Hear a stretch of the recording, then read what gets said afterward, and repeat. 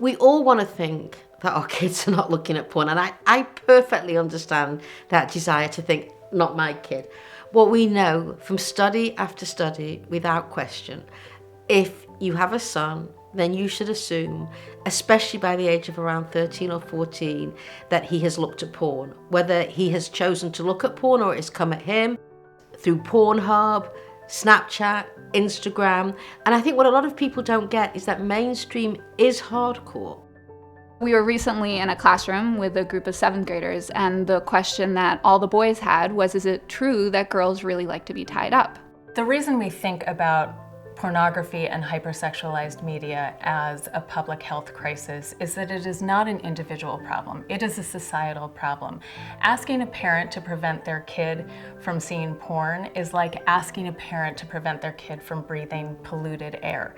It's just not possible given how pervasive hypersexualized media and pornography are today.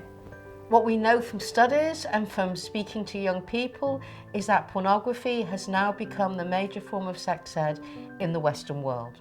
Another thing that the porn culture is teaching them is that aggressive forms of sexual behavior towards girls and women is completely normal.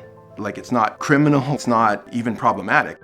As a parent, you're constantly looking for valuable resources that are going to help you do the best you can for your kids. And that is absolutely what I found with Culture Reframed. I was impressed by the parent program and the continued research that the organization is doing.